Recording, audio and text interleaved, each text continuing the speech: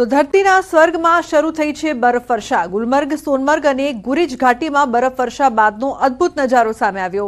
ખાસ કરીને કુપવાડામાં ભારે હિમવર્ષા થતા રસ્તા પર બરફ છવાઈ હતી।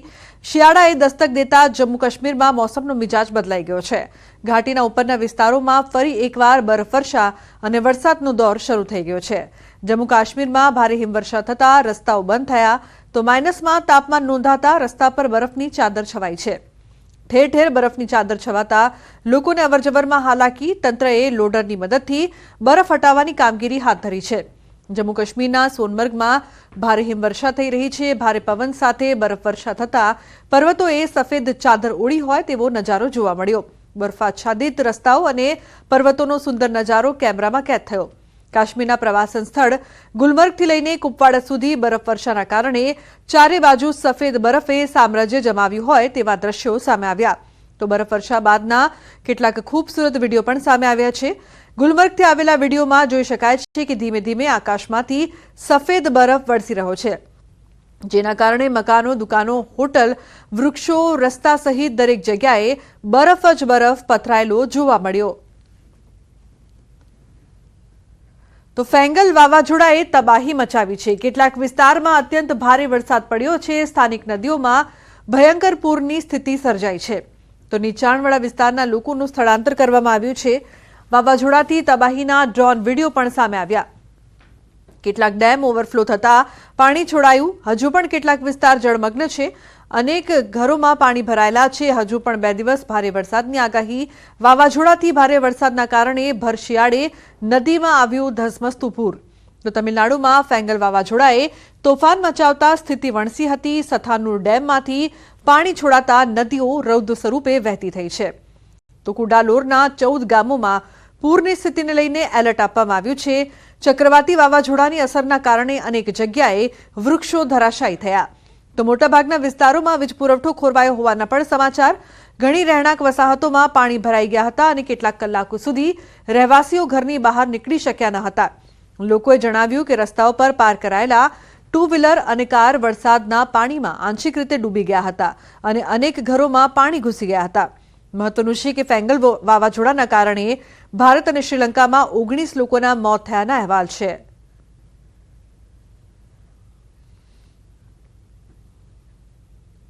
તો રાજકોટમાં શ્રમિકો વચ્ચે મારામારીની ઘટના સામે આવી છે। શ્રમિકો વચ્ચે મારામારીની ઘટનાનો વિડીયો થયો છે વાયરલ।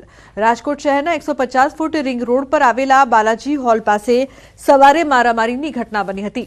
શ્રમિકો વચ્ચે અગમ્ય કારણોસર મારામારીનો બનાવ બન્યો હતો। વિડીયોમાં સ્પષ્ટપણે જોઈ શકાય છે કે કઈ રીતે લાકડી વડે એક શ્રમિક અન્ય શ્રમિકને માર મારી રહ્યો છે। મહત્વનું છે કે રાજકોટ શહેરમાં બાલાજી હોલ, રૈયા ચોકડી સહિતના વિસ્તારોમાં વહેલી સવારે મજૂરો એકત્રિત થયા હતા। ત્યારબાદ તેઓ પોતાના કામના સ્થળે જતા હોય છે। તો રાજ્યના પડોશમાં આવેલા સંઘ પ્રદેશ દાદરાનગર હવેલીમાં એક દુકાનના માલિકની ક્રૂરતાનો વિડીયો વાયરલ થયો। વડાપાવની દુકાનના સંચાલકે પોતાને ત્યાં કામ કરતા કર્મચારીને દુકાનમાં જ ઢોર માર માર્યો। કોઈ વાતને લઈને ગુસ્સે ભરેલા દુકાનદારે પોતાના જ ત્યાં કામ કરતા કર્મચારીને ઝાપટ અને લાતો મારી। માર મારવાના દ્રશ્યો દુકાનમાં લગાવેલા સીસીટીવી કેમેરામાં કેદ થયા। આ વિડીયો સોશિયલ મીડિયામાં વાયરલ થતા બનાવ ચર્ચાનું કેન્દ્ર બન્યો છે। દાદરાનગર હવેલીની સિલવાસના કિલવણી નાકા નજીક આવેલી વડાપાવની દુકાનનો આ વિડીયો હોવાનું ચર્ચાઈ રહ્યું છે। સીસીટીવીમાં દેખાતા દ્રશ્યો મુજબ દુકાનનો સંચાલક બેઠો છે અને બાજુમાં એક કર્મચારી ઊભો છે। આ દરમિયાન દુકાનદાર કર્મચારી પર ગુસ્સો વ્યક્ત કરી રહ્યો છે।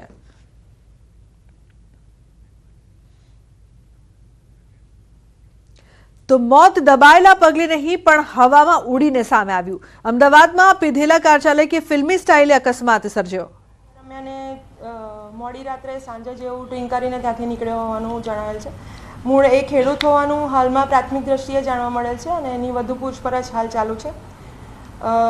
આ બાબતે એક નાનકડી વાત એમની જે પણ કંઈક રજૂઆત હતી આરોપીની એને પણ ધ્યાને લેવામાં આવેલી છે અને એની પણ વિગતો હાલ ચાલુ છે શોધવાની।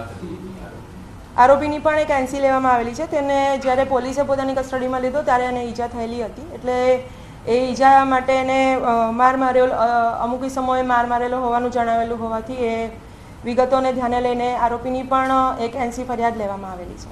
સર મૃતકો છે એ ક્યાંથી ક્યાં જઈ ગયા હતા, શું કરી રહ્યા હતા, એમનું બેકગ્રાઉન્ડ કંઈ જાણવું?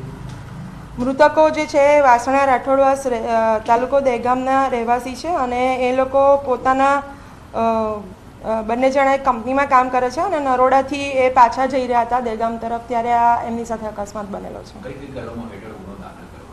આમાં BNSની કલમ 105, 281, 125B કલમો છે, તેમજ ડ્રિંક કરીને ડ્રાઈવ કરવાના બાબતે MB એક્ટની 177 અને 184 કલમો હેઠળ ગુનો નોંધવામાં આવેલો છે. હાલ આરોપીની પણ મેડિકલ તપાસ થઈને એની પણ વિગતવાર પૂછપરછ ચાલુ છે. અચ્છા, એના પુત્રની કાર આપણે જેમાં લીધી થાર ગાડી, કારણ કે ત્યાં અકસ્માતની જાણ થયા બાદ એ ત્યાં પહોંચ્યો હતો અને પોલીસે તેની કાર પણ કબજે કરી છે. કયા કારણોસર કબજે કરી હતી, તેની સામે કોઈ કાર્યવાહી છે કે કેમ? ક્રેટા ગાડીમાં અકસ્માત થયો હોવાની વિગતો છે. જે ક્રેટા ગાડી પૂછપરછ કરતા જે ક્રેટા ગાડીની વિગતો છે એની ઉપર હાલ તપાસ ચાલુ છે. થાર ગાડીની વિગતો પણ એમાં એને કઈ રીતે એને યુઝ કરી છે એને માટે વિગતવાર ચકાસણી ચાલુ છે. આરોપી પાસે લાયસન્સ હતું કે કેમ, તેને પોલીસ સસ્પેન્ડ કરવા માટેની કાર્યવાહી? આરોપીના લાયસન્સની પણ ચકાસણી ચાલુ છે અને જે ગાડી છે એની પોતાની માલિકીની હોવાનું પ્રાથમિક દ્રષ્ટિએ જણાવે છે. બેન, આરોપી વિરુદ્ધ ભૂતકાળમાં કે ટ્રાફિકના ગુનાઓ બદલ કોઈ દંડ હાલમાં અમે જે ગુનાહિત ઇતિહાસની ચકાસણી કરીએ છીએ તેમાં એ રીતના કોઈ ગુનાઓ નથી. આમ છતાં વધુ પૂછપરછ અને કોઈ એના ચલાન બન્યા હોય કે ટ્રાફિકના ભંગ અંગેના કોઈ એના ચલાન બન્યા હોય તો એની વિગતોની ચકાસણી હાલ ચાલુ છે. કારણ કે અન્ય જિલ્લામાં પણ બન્યા હશે તો એની પણ અન્ય જિલ્લા અથવા તો અમદાવાદ સિટીમાં કોઈ એવા ગુના બન્યા હોય અથવા એના નામ પર ચલાન ખૂબ નીકળ્યા હોય કે એને ડ્રાઈવ કરતી વખતે વારંવાર બેદરકારી ભરી અથવા તો ટ્રાફિક નિયમના ભંગની કોઈ હરકત કરી હોય તો એની વિગતો પણ અમે શોધી રહ્યા છીએ અને એને પણ ગુનાના કામે સામેલ રાખવા ચોક્કસપણે તજવીજ કરવામાં આવશે. લાઉડ મ્યુઝિક સાથે આ લોકો લઈ રહ્યા હતા, એનો દીકરો એને સંભળાવવાનો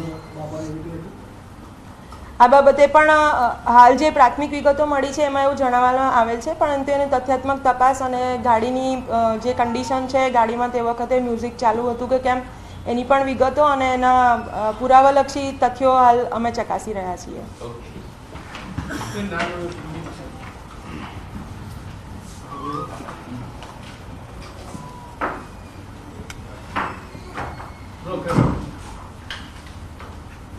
તો હાલ તપાસ કરવામાં આવી खड़वा રહી पुलिस છે. स्टेशन जो कि अहमदाबाद रूरल की हद में है उसमें एक